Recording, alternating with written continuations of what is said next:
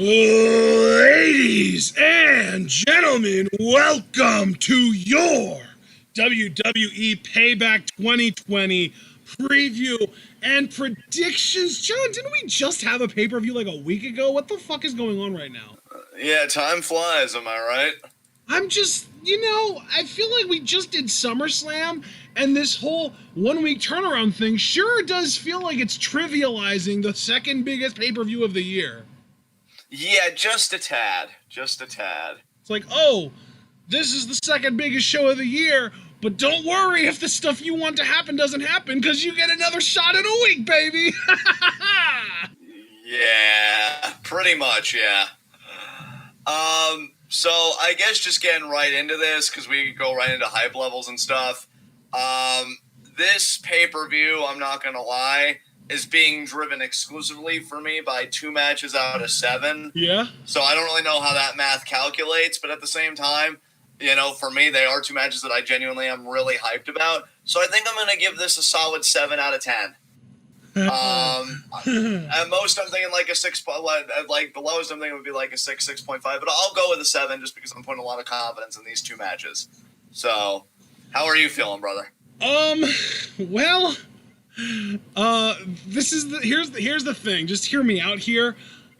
I don't know how it happened. Maybe it's Roman, but maybe I don't know. I don't know how. I don't know why. I'm more excited for this show than I was for SummerSlam, though. Good. I understand that given what's developed with Roman. I mean, when I said one of the 2 matches, I mean, the main event is definitely one of them because of Roman. Yeah. What happened with him on Friday was, amazing. I don't even think covers it because I think a lot of people have been waiting for this for a long time. And I can't believe WWE actually gave it to us. And then I gotta say, we can't say that nothing good came out of this pandemic, right? Because we at least fucking got this. WWE's like, nothing's going on anyway. If we were ever going to do this shit, let's do it now. Yeah. So what number would you put to it, man? I think I'm going to give it an 8. Damn, so you're a whole point higher than me. That's wild, dude. Yeah, I'm really excited about some of the matches on this. Granted, there are some matches that I'm like, whatever, could, take or leave. And believe, there's no believe it or not. You know already probably the one match that I give the fewest fucks about is the one that we'll be talking about first, which is Dominik Mysterio and Rey Mysterio versus Seth Rollins and Murphy. Again, after we got that exact match already on the go-home show of Raw leading up to this pay-per-view. What a worthless pay-per-view match. Yeah, I feel like if you're not so married to a number, you and I pretty much have the exact same energy about this show, because it's like, we have matches that we care about, and the matches we care about, we do seem to care about a lot, which is kind of carrying the rest of the card that we're, like, apathetic about. I think that's the difference, though, is that there are, like, I want to say there are 2 matches that I'm, like, over the moon excited about, but then there are another, like, 3 or 4 matches that I am, like, above average excited about, and just not, like, over the moon about, but still, like, above average excited about. And then there's only, like, 1.5, I would say, matches that I'm not excited about. Right, all right, man. Well, with that said, it's a 7-match card, so let's get right into this. All right. First match, already told you, Seth Rollins and Murphy versus Dominik and Rey Mysterio. I think Dominik and Rey are going to take this. I think they've been due for a win. Can you remind me how the finish to the Raw match went, please? I don't even think there was a finish, was there? Because Retribution attacked before a finish could be a lot of that. That was. Oh, so that's, you know what, though? That's why they're doing it on the pay-per-view, because we didn't get a finish. Yeah, and I'm going to give it to Dominik and Rey because as I was saying, Dominik lost at SummerSlam, and then they didn't get a finish on Raw. I think the Mysterio family's due for fucking something. I mean, Seth's been burying this whole fucking family. So I'm just going to go with Dominik and Rey, with Dominik pinning Murphy, probably. You know what? No, I think Seth's going to win again. I think Seth has a trick up his sleeve for this. I think he's going to have more help than we realize, whether it is like a returning Austin Theory or a returning AOP, or maybe like Aleister Black joins him or something along those lines. I think that Seth is going to have more help here than we or the Mysterios are counting on, and I think that's going to help him win the thing. So I'm going to say Seth and Murphy win. I respect that. I think that might be overthinking it a tad, but we'll see, because we know Austin Theory's back on NXT. Well, and quite frankly, even if he doesn't have help, I think that Seth has a higher power ranking than Rey. and Murphy has a higher power ranking than Dominik. So realistically, if we're going by power rankings, Seth and Murphy should win. The only combination that I could see them losing to is if Ray pins Murphy. Okay. All right. We'll see, man. So that's or I guess you could be right in a technical way where Ray does all the work and then tags in Dominik so that he can get like a quick some kind of finishing move and then the pin on Murphy, even though Ray did all the work. I could see that happening too. But realistically, as far as like the portrayal of the power rankings of the match, I think that Ray has an advantage over Murphy, but it's offset in my mind by how significant of an advantage Seth has over Dominik. You know what I mean? Right. We'll see. Yeah. All right. Next match. I believe in the description I have it being Riddle Corbin, right? Yeah.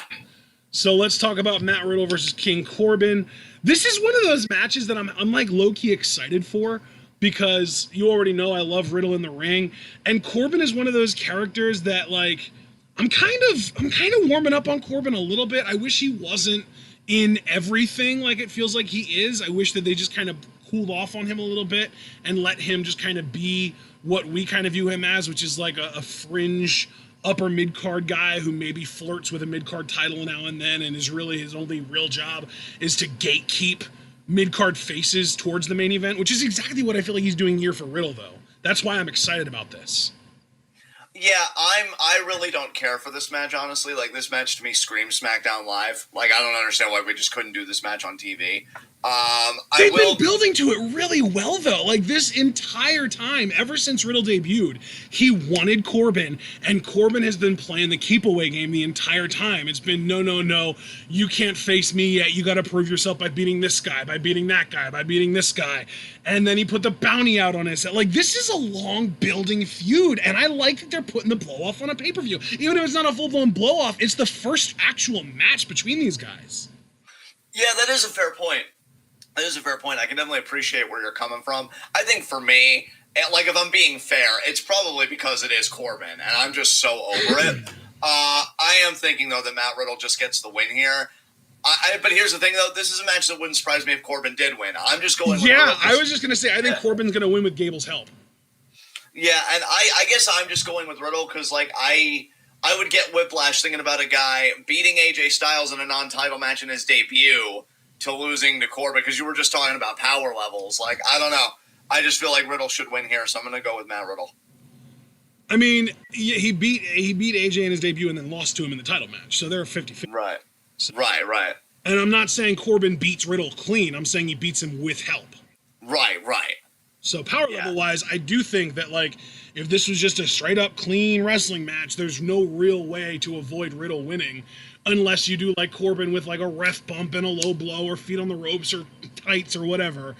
But in the context of it's WWE, shit's going to happen, yeah, I fully expect Gable to help Corbin win. I hope I'm wrong on this, though. It would be really cool if Riddle would get the win in the first match and we wouldn't necessarily have to continue the feud more than, like, one more show. But I do expect Corbin to win. This is going to be like a 3 pay-per-view series in my mind.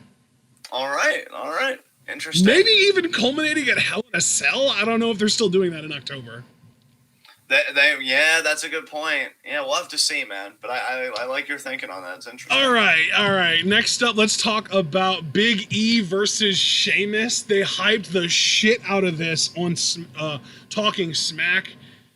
Have you been keeping up with Talking Smack at all? Or at least the Big E segments on Talking Smack? Only the one Big E segment where he kind of put Miz in his place. Last week?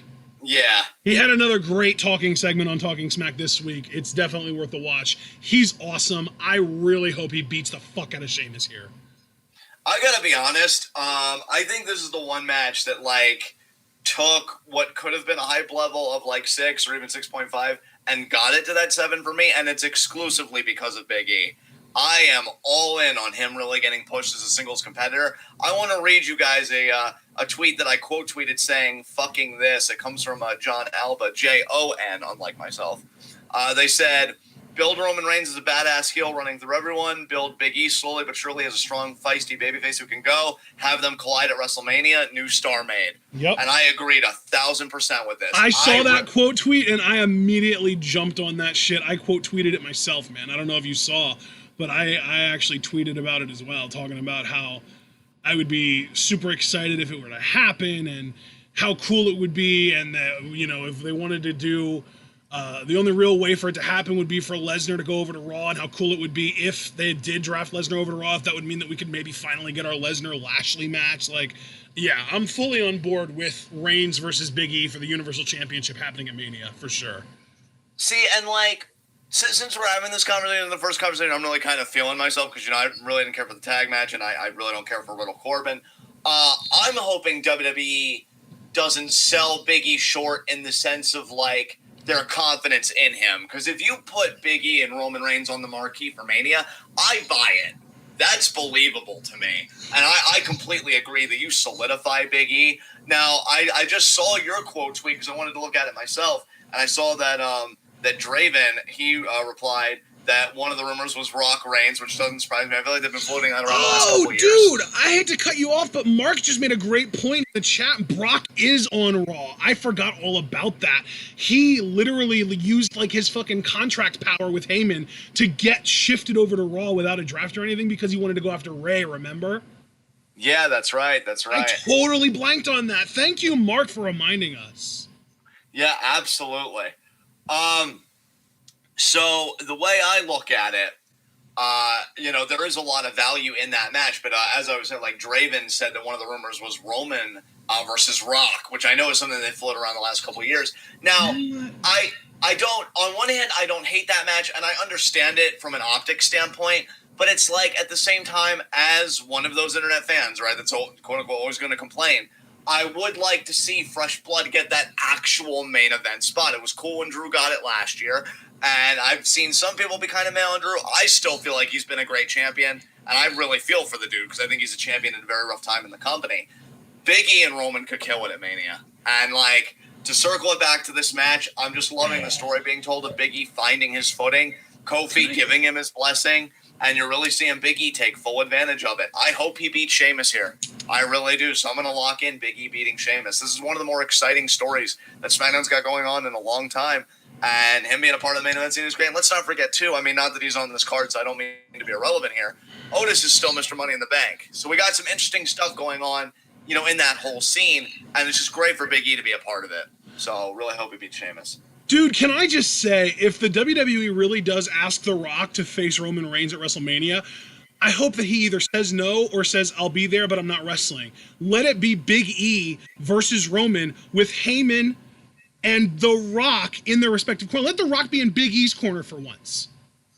Yeah, really. That would really fucking Roman Reigns is a heel now. The Rock shouldn't be associating with him. He shouldn't be taking Big E's spot either. Literally, if the WWE says, hey, Rock, we want you to come in and face Roman, if Rock has even half of a finger on the pulse, he would be aware of the fact that the fans want that spot to go to Big E, and knowing how much that shit fucking means, he should literally just turn down the money and say, no, it's this young man's time. Yeah, I would love that, dude. I would love that. And if you want to talk about getting back into the good graces of wrestling fans after the fucking run he had against Cena, that's a way to do it right there, is to endorse Big E, maybe even be in Big E's corner against Roman at Mania, and let Big E get that shine. Because here's my thing. I don't even need Big E to win the title at WrestleMania. I want Big E versus Roman to happen, not because I need Big E to win, but because I need Big E to be in that spot, to have that spotlight, to be given that shine. I mean, dude, he's such a great promo. Like, we know he can do it. We know he can do it. He just needs to be given the opportunity. And I think you said it perfectly. It's not about him going over. And see, I think it's important to stress that, because I think, and I'm not saying everybody, so I don't even mean to make a generalized statement, but I think some people have this idea that you only, like, go over if you have the strap to prove it. Big E doesn't necessarily need the strap. He just needs to have a great match with Roman, and he needs to be in that WrestleMania spotlight.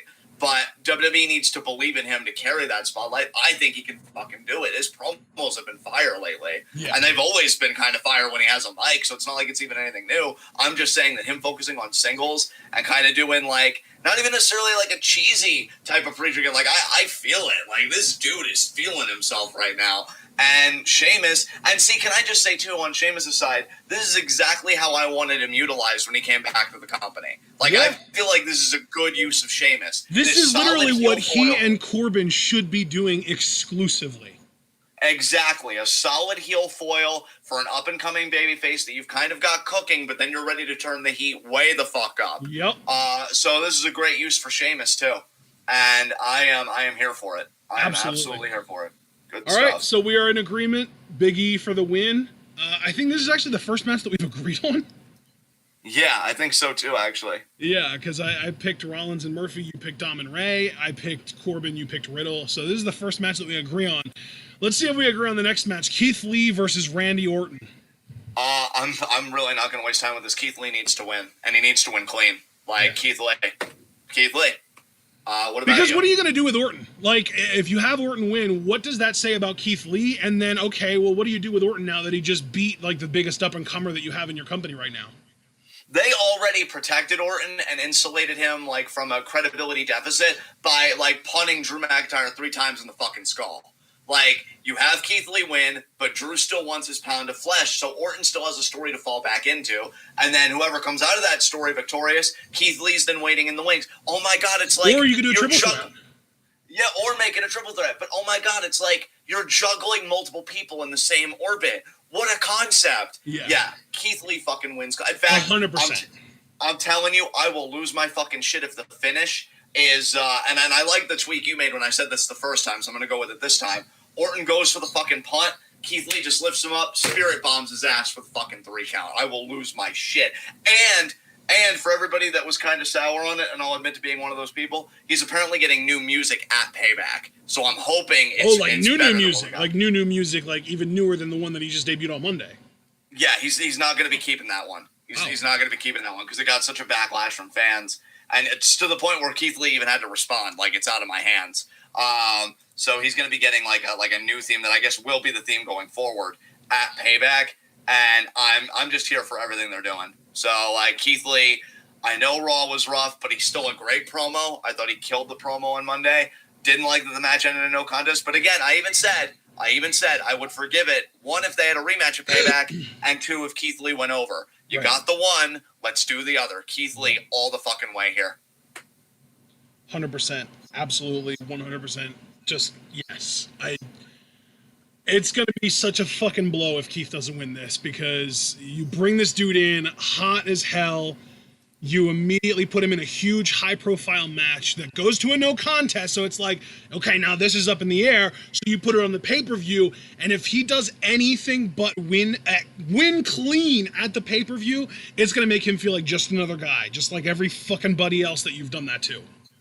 Yeah, absolutely. Like, I want that moment where people are counting him out. Maybe even Orton's got him psyched with that RKO and just plants him on his fucking out. Or like I said, I want him to kick out of an RKO.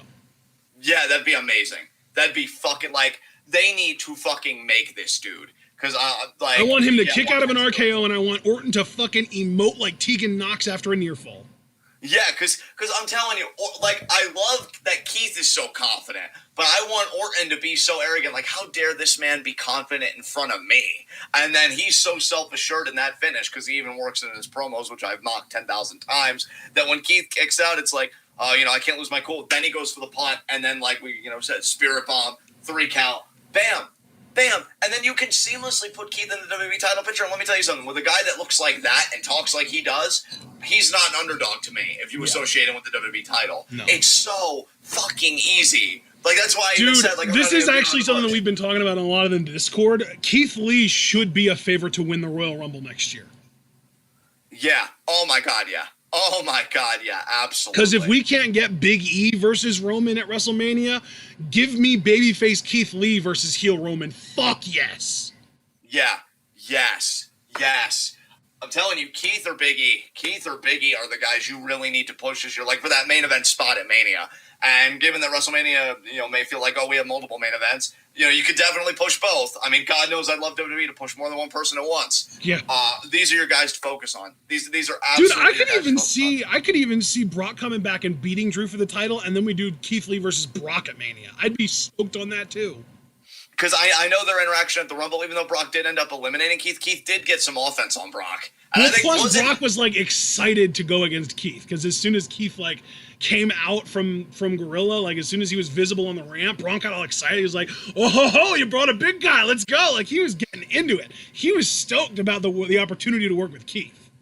And dude, let me tell you something too, just thinking about that feud, I am sick and tired of Paul Heyman having to carry the promos, because it's made like the value of his promos depreciate. The idea that you'd work with somebody with like Keith who can carry himself on the mic, I'd love to be there for that banter. Yeah. That'd be great back and forth. Yeah. Yeah, I'm here for it. Let's do Absolutely. everything with Keith Lee and Big E in 2020. Let's Yep. fucking get it. Yep. Let's fucking get it. All right. It's actually kind of hard to juggle, because you've got Keith Lee, you've got Big E, but then we've also got Drew, who's been fucking great in his own right. Yeah, definitely. Dude, I feel bad for Drew. I really do, because I feel like people started to turn on him after the Mania win, which, I mean, cue Brian Fickle GIF here. Dude, I actually just saw a thread that was pretty highly upvoted on the subreddit the other day, saying that they felt like Drew was the best champion WWE has had in years. That's actually really heartening to hear, because I've really enjoyed his run. I've really enjoyed his run. And again, I think it's been hampered, one, by a fucking pandemic, and two, you know, some of the feuds have been but even the lackluster feuds, like even the Dolph feud, I thought like the matches were okay, and Drew still kind of carried it with his promos. So Drew has really been a solid champion. And yeah, it's obviously not a good time for WWE right now, but they could be doing a lot worse given the stars that are like working for him and doing their best work. So yeah, dude, I found the Reddit thread. 2,444 points. It's 94% upvoted.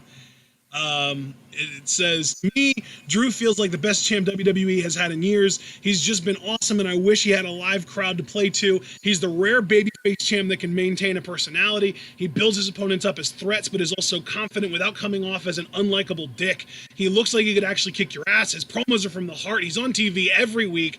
I would have to go back a long way to find someone who has done a better job than him. Props to WWE for giving him the time with the belt for it to feel like a big deal again. The only title run in the last 5 years with this much investment was AJ's run on SmackDown. That's still a distant second to me, though. And then the top comment was, Drew is the powerhouse badass Vince always wanted. The top reply to that was, he is what they wanted Roman to be. So, like, people are fucking high on him still, man. I'm telling you. That's wonderful. That's really, I think it's what he deserves. I really hope when his time as WWE champion is done, people can appreciate the circumstances. That's what I'm looking for. The circumstances of him being champion and him still doing this well. So yeah, it's a good time for WWE right there. So yeah, when you're ready, we can talk about the next matchup, because I think we both locked in Keith Lee to win here. All right, here we go. We've gotten through all of our non-title matches, and it's time to get into our first championship bout. Apollo Crews, and this is one of the matches that I'm actually really excited for. Apollo Crews defending the United States Championship against Bobby Lashley. Fucking finally! Well, since you're so excited, I want you to talk about this first, man. How are you feeling about this? Well, dude, this feels like the match that they should have been doing all along, but the fact that they haven't makes me that much more excited for it, because, again, it's almost like the Corbin Riddle thing, where it's like they keep not giving it to me, and when they finally do give it to me, I'm that much more hyped for it, because it's been built up for so long. Because back in, I think, like May, it might have even been April, because I think that Money in the Bank was in April this year.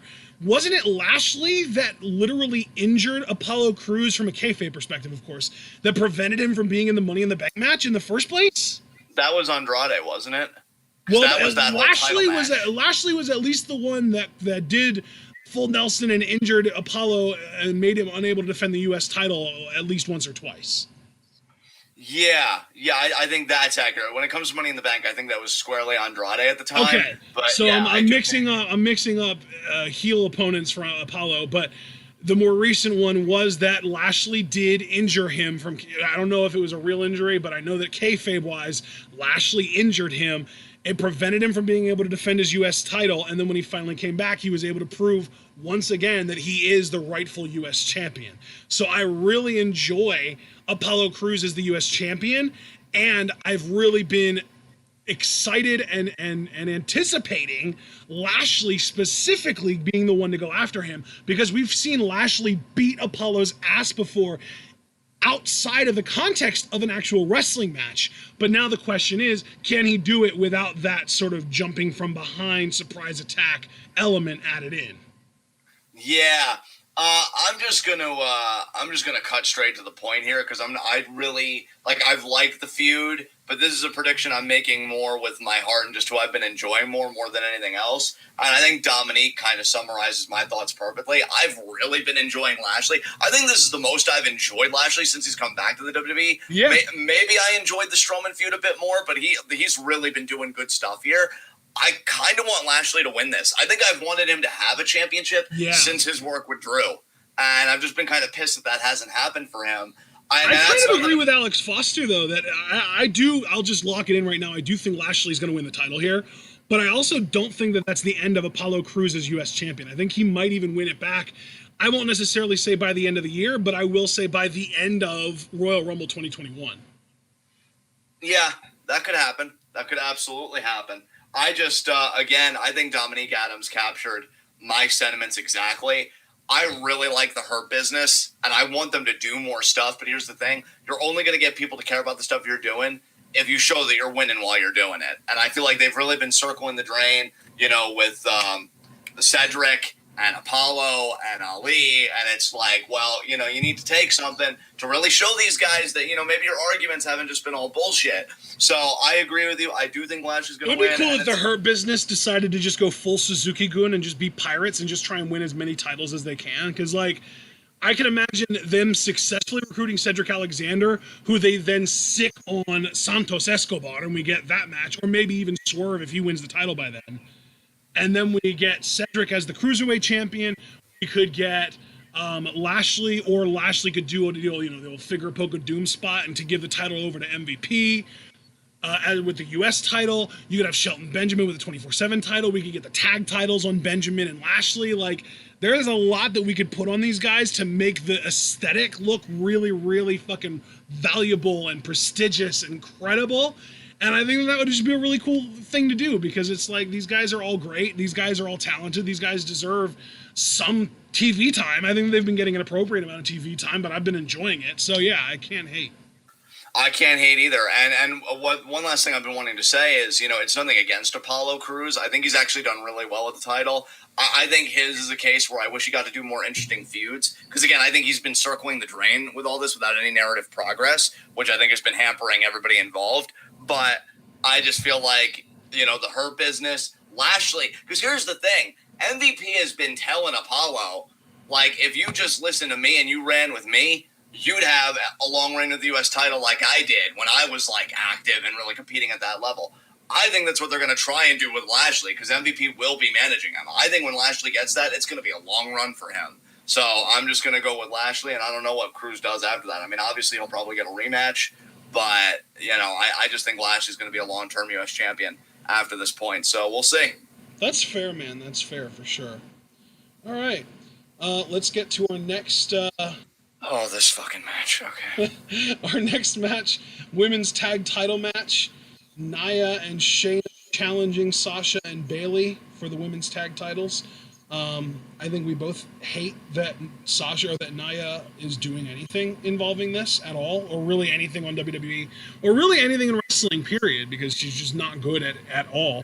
Let me just make sure. I want to recheck real quick. Nia Jax.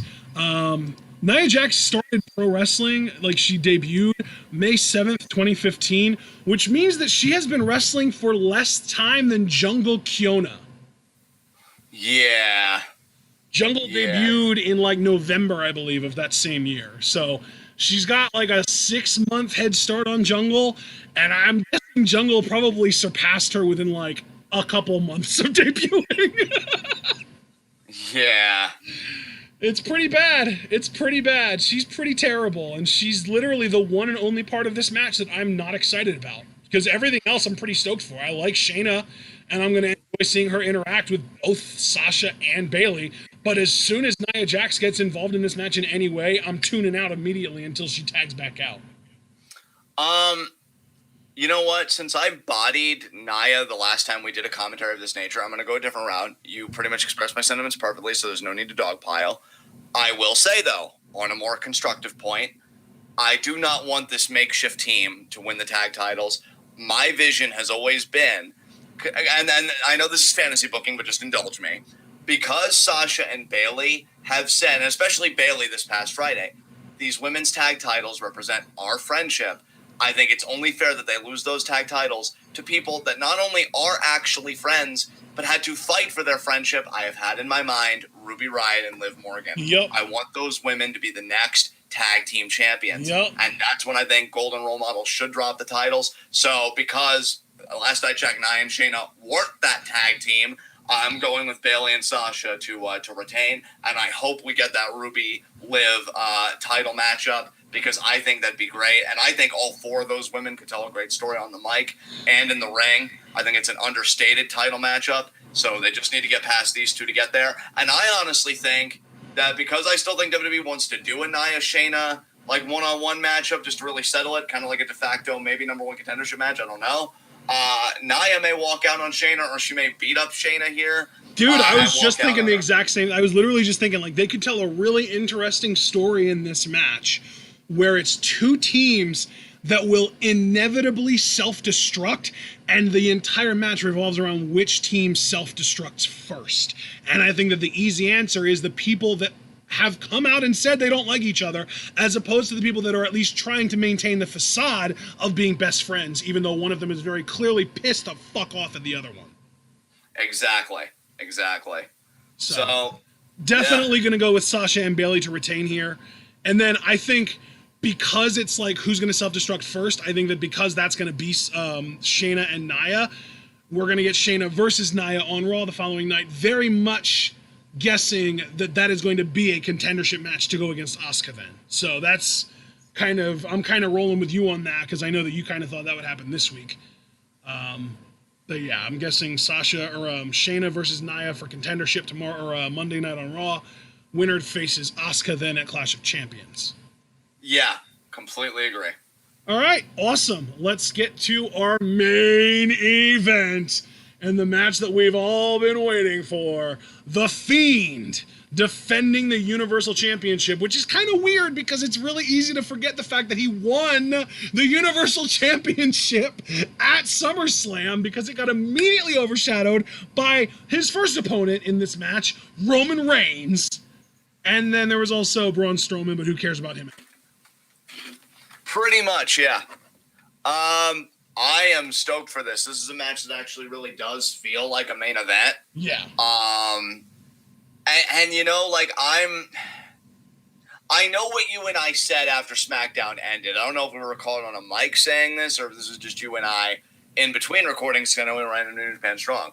But I said to you, like, so Roman Reigns has to win on Sunday, right? And you're like, oh yeah. And like, that's what I was thinking at the time. And I'm still kind of leaning that way, but to me, I don't think you'd agree with me on this. It's either Fiend retains or Roman wins. Like I'm completely cutting Strowman out of the equation. You think that's fair? Yes. Yeah. So, because like Roman just got the swagger now, and obviously, if you guys hadn't seen it, which I'm assuming everybody in this chat has, it was really heavily implied. And I think made pretty explicit. Roman's running with Paul Heyman right now. And that's just really exciting shit. And I would love for them to debut together, like in the ring, with Roman having the Universal title over his shoulder. So I'm probably going with my heart more than my head here. But I'm thinking if Roman really is the heel, you get it on the heel, and then I even heard a rumor that they want to make Fiend babyface, which that's a very interesting thing to try and do, especially given that Alexa seems like she's going to be turning heel. Yeah, that's what I was saying earlier too. My mom actually said that it was like, what was it, PW Torch or PW Inside? No, it wasn't Insider. I would remember it if it was. It was something else. But she has her fucking wrestling Facebook groups that she loves to just frequent and find all kinds of bullshit rumors and speculation. And sometimes she says one of them to me, and it's basically my job to be the bullshit detector in the room. But tonight, or earlier today, she was like, oh yeah, I see that Roman's going to be the top heel, and they want to make the Fiend a face. And I was like, that makes no sense. Alexa just very clearly turned heel on Nikki Cross in the process of teasing that she was going to join with the Fiend. Exactly, yeah. So... that made no sense to me when I read that rumor because I'm like, what are you watching? Because I don't think any of us are watching the same thing right now. Yeah. I would love to know what that like originated from. Because you read that on No DQ, I'm assuming? Yeah. Let me see if I can find that and see if I can trace it back to a source, because that's kind of something that I like to do a lot. Right. Let's see.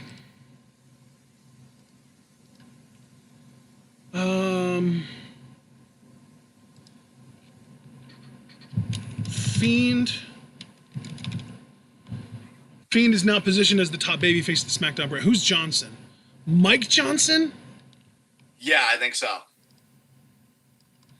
There's no fucking way he said that.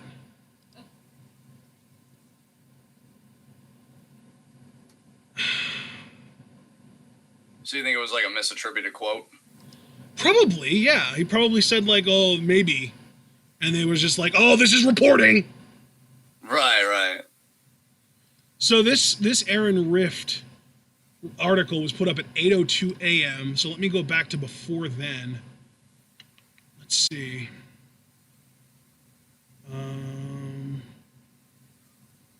No, let's see. Here we go. This is probably it. Fiend. No, I didn't mean to add a bookmark. I wanted to do find. Fiend. Here we go.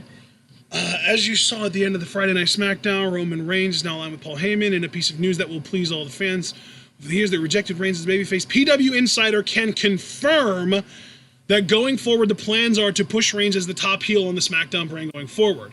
With Braun Strowman also recently turning heel, which as of this week is planned to be a permanent role for Strowman, we are told that WWE will be using Bray Wyatt as a babyface going forward, with the idea of The Fiend being the top babyface for that side of the roster. That is so silly to me. So, but still, that's just so inconsistent from a logical perspective. It's just so ridiculous. I mean, here's the thing. Mike Johnson is like a legitimately credible source, so I really just hope that this is WWE feeding him bullshit, which happens a lot, so it's not unlikely. Right. WWE loves to feed the dirt sheets bullshit so that they can catch the fans by surprise. Yeah, they do. They do that. Are we all picking Roman? Yeah,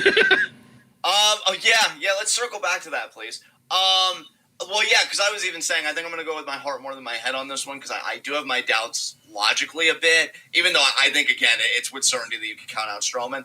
I'm going to go with Roman Reigns. I'm feeling it. I'm loving it. Let's get the hardware over his shoulder, man. Let's do it. What about you? Are you sticking with what you said Friday and are excited? Yep, or have you absolutely, yeah, 100%. I love it. I love it. Let's do it, man. Let's do it together. Roman Reigns, make Roman Reigns champ again. Yes. Yeah, I can't believe. Yeah, I'm excited for this. Or I got another one. Make Roman reign again. Yes. Amazing. That fits into the Heyman thing too, because he's always like the reigning, defending, like that whole thing with the reigning, the Roman reigning. Yes. Yeah, like I love it, because I know sometimes, like in the heat of the moment, you and I will say one thing like, oh yeah, and then when we've cooled off our predictions, we're like, well, I've thought about it, and I'm really glad you and I are just diving in, like feet first, like fuck it, let's do it, let's go, it's Roman Reigns time, yeah, baby, I love it, yeah. All right. Yeah, I really got to give Roman credit. He is really the biggest driving force of my interest in Payback this Sunday. Yeah, to me, yeah. it's Roman, Keith Lee, Big E, and Golden Role Models. Yeah. Oh, and Lashley Cruz. Yeah, Lashley Cruz should be solid. For me, also, yeah, Keith Lee Orton was the other like really big driving matchup, only because I visualized Keith as a main event player. Let's just hope WWE feels the same way. Yeah, like to me, the two big like can't wait to see matches for me are the main event, so Roman, Fiend, Strowman, and then Lashley Cruz, and then like the four matches that I'm above average excited about are Riddle, Corbin, Sheamus, Big E, Keith Lee, Orton, and the tag title match. Yeah, actually, first of all, I agree. Like, yeah, I feel that. Can I ask you a tangential question about Roman, given that we're putting the strap on him in our predictions at the end of the main event? Sure. Do you, because I've heard a lot of people talk about this, where do you stand about Roman getting new ring gear and music? Do you think that's going to happen for him? Now that he's like running with Dude! First of all, I don't think he needs new music because his music was always associated with booze anyway, so that's fine. That's true. But if he starts wearing fight shorts, and that is why they made Keith Lee start wearing droopy shorts, because Roman wanted to start wearing the tight, snug fitting fight shorts, that would be dope as fuck.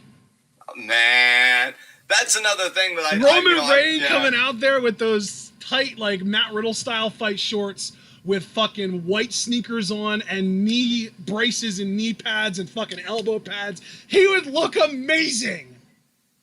Bro, because when's 5v5 again for us?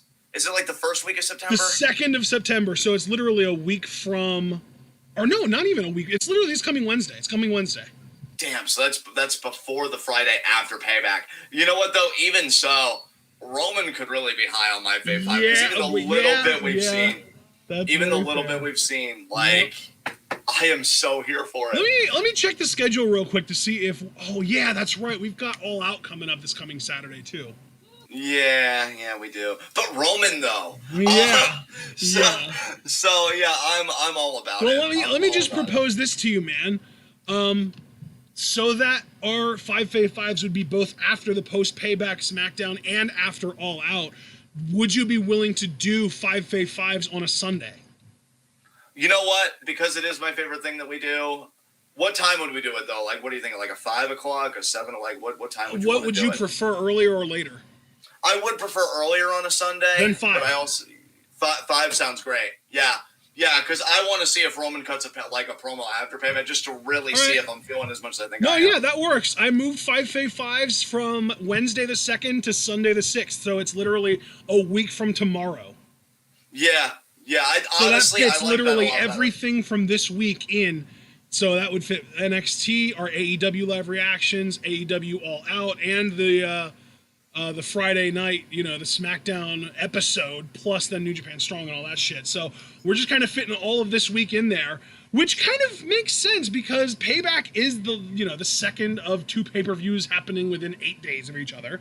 And All Out is kind of the end of a little cycle for AEW. It's the end of their quarter. So it makes sense for us to be doing 5v5s after all that happens. I like that you came up with that.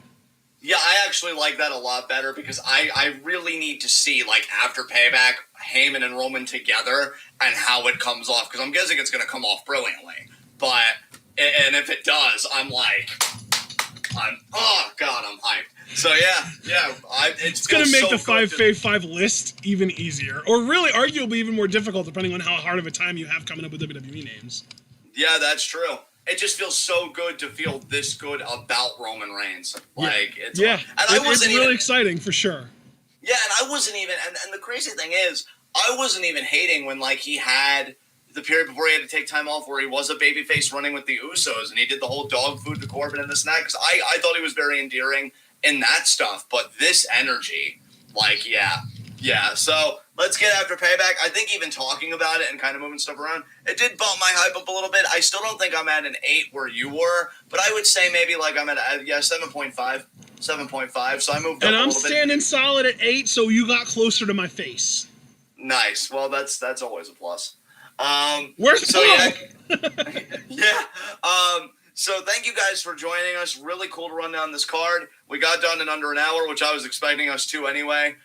So that feels great. Hope you guys enjoy the rest of your night, and we will see you tomorrow for Payback. Yep. 7 p.m. Let's see if Roman can get it done. Yeah, this week is stacked, by the way, because we do have Payback tomorrow, but then we've also got NXT Tuesday, AEW Wednesday, All Out predictions Thursday, New Japan Strong Friday, and then All Out itself on Saturday. So we have got 6 shows in this next 7 days, plus then 5v5s now next Sunday. So 7 shows over the course of 8 days. Yeah. I like that. By the way, it's kind of shitty for me to spring this on you right now, but our schedule for September is fucking loaded because New Japan finally put up the schedule for the G1, and it is crazy. Yeah, I imagined it would be. We don't have a Tuesday, Wednesday, Thursday, Friday, or Saturday off until October 3rd. Jesus Christ. Well, we'll get through it. We always do. And it always does seem thankfully, every Monday is off. We don't have any Mondays on. Yeah. Yeah, that's good. Mondays are like chill day. Yeah, absolutely. And honestly, I'd be a lot more about it if we still had some of the champions we do, but New Japan did a shake-up, which feels really good. Yes! Naito is our rightful champion again, and Suzuki is the never openweight champion. Why? Because every time he walks out, everybody's right pant leg gets warmer. That's fucking why. And Naito has also promised that he will no longer defend both titles at once. He's going to start defending them one at a time. Even more exciting to me. I feel like New Japan experimented with a little something. It's like, I'm not really feeling it. And then they're like, okay, let's step it back a bit. And just in time for the G1. Dude, did you see what we did for Foster? Oh, yeah, we upped his hype by a whole 1.5 points. Damn. Hell yeah. Happy to help, Foster. I'm glad that we provided this service for you. Absolutely. I think it's rare that we, up the hype of people listening. They seem pretty set. Like, no, I'm feeling this. That feels really good. That should be what we do on these preview predictions. The WWE just makes it really hard sometimes. But this time, they made it a little bit easier. I don't know. Maybe it's the 1 week turnaround that forced their hand to be like, okay, guys, we got to slap something together. Let's make it not suck first, and we'll worry about it being awesome later. And it's when they start trying to make things awesome that they start reverting back to shit. Yeah. Because in WWE's mind, awesome is in the WWE's fans' mind, shit. Exactly. All right, well, you guys heard everything we got coming up both, very imminently and just really for the month of September because it's going to be dominated by G1. I'm looking forward to participants being released and definitely those brackets, especially now that Naito's champion. I'm, again, for the third time, I'm looking forward to seeing who's going to be sharing a block with. And yeah, it's going to be a lot of wrestling content coming your way, guys. And nobody does it better than us. So be sure to please leave a like as you, file out. And click the bell icon for notifications and subscribe so you never again miss any of that Twitwell goodness. And yeah, we'll see you Sunday for Payback. I'm going to hand over to Ash to take us home. All right, do everything John did. If you enjoyed the show, be sure to leave a comment down below letting us know what you think is going to happen on Payback. Follow us over on Twitch and on Twitter. If you'd like to support the channel, you can do so by subscribing on Twitch, buying our merch on Teespring, donating to our Patreon, and sharing this channel and this video with all your wrestling fan friends and letting them in on the best kept secret in the YouTube and Twitch wrestling communities. That's right, we are Twitwow, and we are the workhorses of the YNTWCs. We hope that you're all looking forward to the content that we've got coming at you this month. And when I say this month, I mean September, because September is really ridiculously loaded, and it is like 70% Japanese wrestling, which has me more excited than I've been in a while about pro wrestling. We've also got a couple of NXTs that have moved to Tuesdays. I'll have to talk to John about whether we want to do AEW live reactions on those days or not. But regardless of all that junk, at the end of the day, we hope that you enjoyed, and we hope that you're able to remember to stay tuned.